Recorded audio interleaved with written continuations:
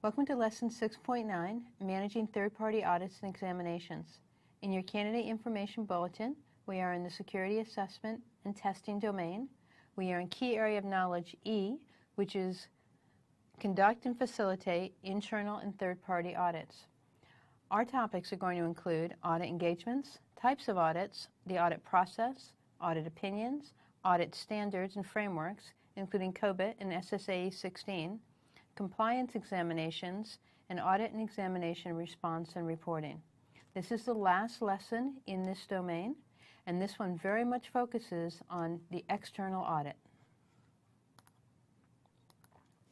So audit engagements are independent evaluations of a target process, a system, or environment.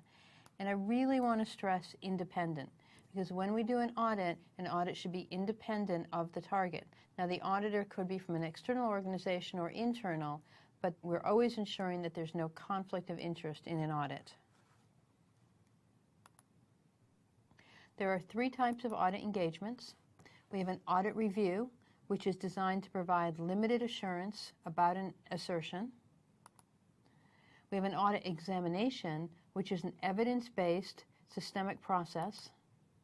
And we have an audit agreed upon procedure engagement, which is evidence-based within specific parameters. And we're going to go through each of those individually. So the audit review process verifies that a process or a program or document exists, but it does not test the controls, nor does it validate effectiveness. An audit review does not include an audit opinion. Review conclusions are generally negative statements such as, nothing came to our attention that the assertion is not true. So an audit review is very much like an examination that we talked about earlier. Right? It does not test the controls nor validate effectiveness. An audit examination does provide assurance based on evidence and testing. Auditing standards require that sufficient, relevant, and reliable evidence is obtained to support audit conclusions and opinions. So sufficient, relevant, and reliable evidence to support audit conclusions and opinions. An audit and examination report can provide three types of opinions. Opinions can be unqualified, they can be qualified, or they can be adverse.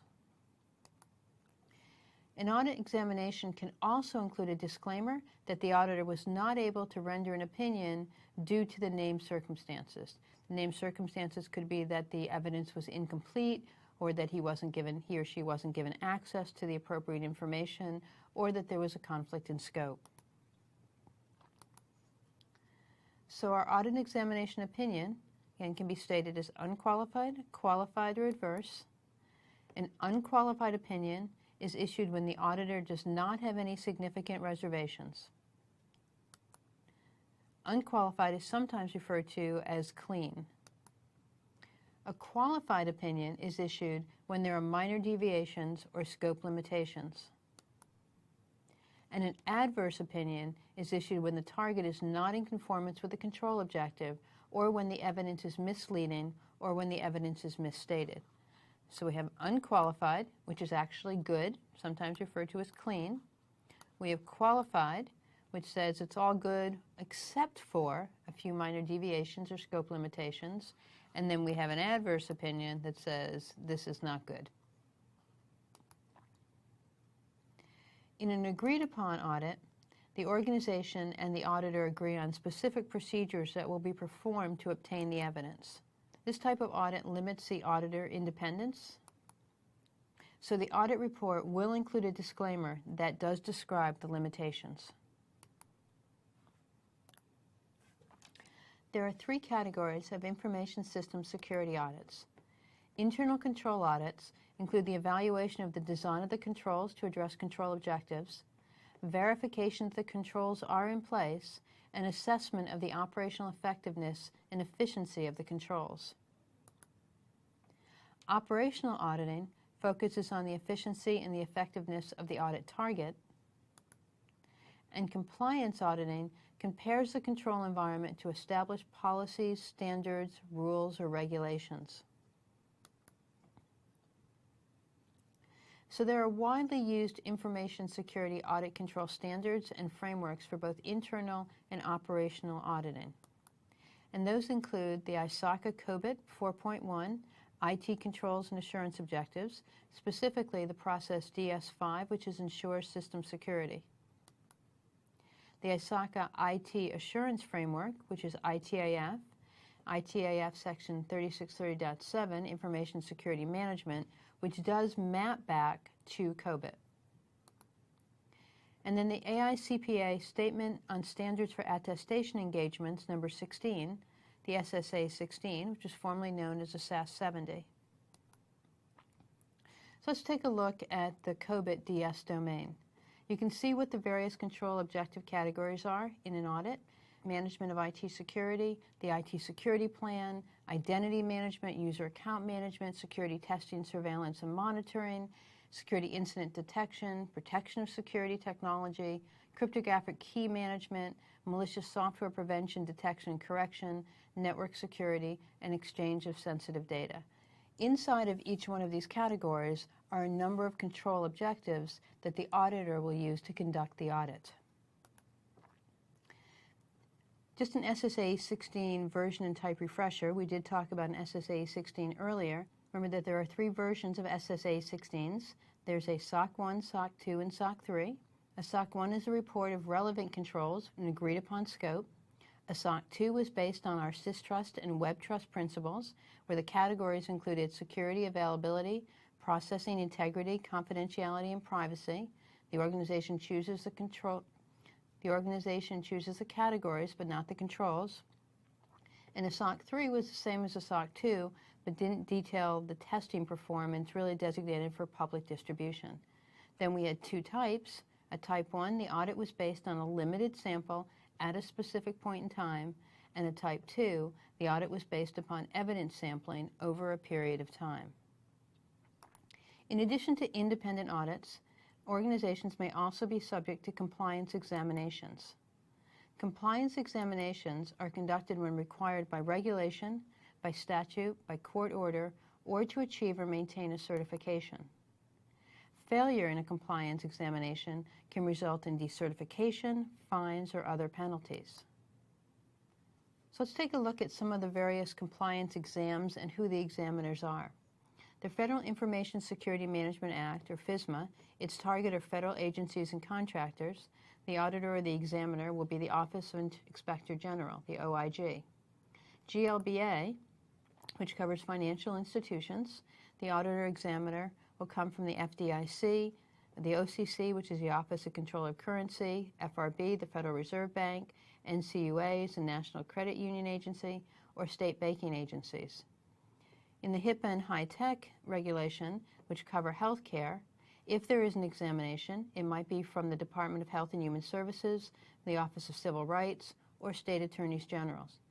It's interesting to note that both FISMA and GLBA are going to be proactive examinations. HIPAA and high-tech is going to trigger an examination if there is a privacy or security complaint. For organizations that want to be ISO 27001 certification, the audit basis is the ISO 27001, and the exam would be conducted by a certified ISO 27001 lead auditor.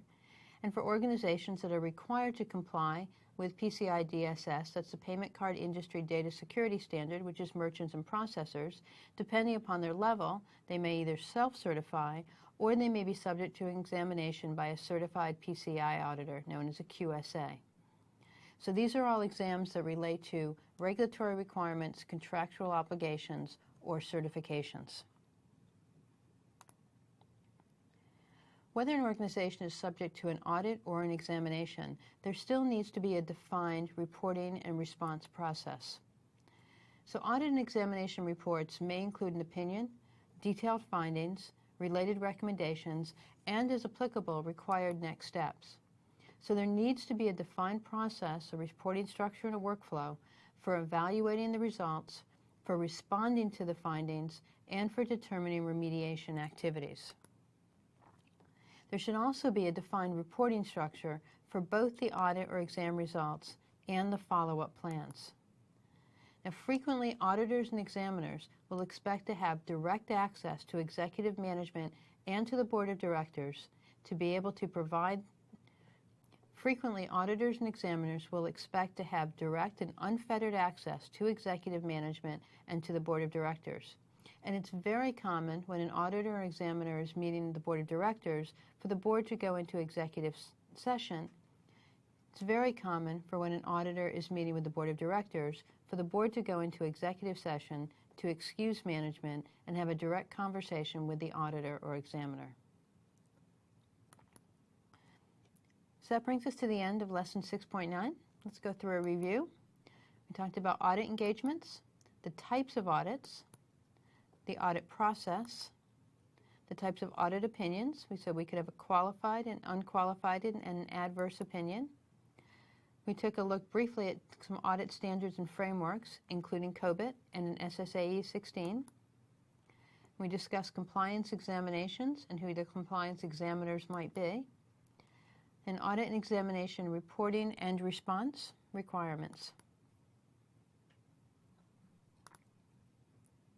So that brings us to a match the meaning. This will be the last match the meaning in this domain. The terms are unqualified opinion, a qualified opinion, an adverse opinion, an internal controls audit, a QSA, a compliance audit, an SSAE 16 Type 1, and an SSAE 16 Type 2. The last two are from other lessons. All the rest are all new from this one.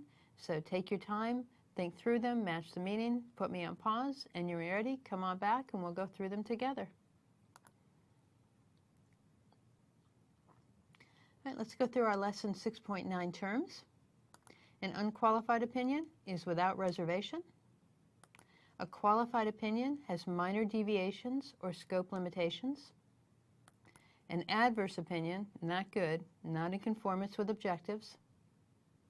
An internal controls audit is a comprehensive assessment of controls. A QSA is a certified PCI auditor. A compliance audit compares to a regulation or to a rule. An SSAE 16 Type 1 is point in time with limited evidence, so small sample at a point in time. A Type 2 is over a period of time with a greater evidence sampling. So as always, we're going to end with our CISSP exam tips.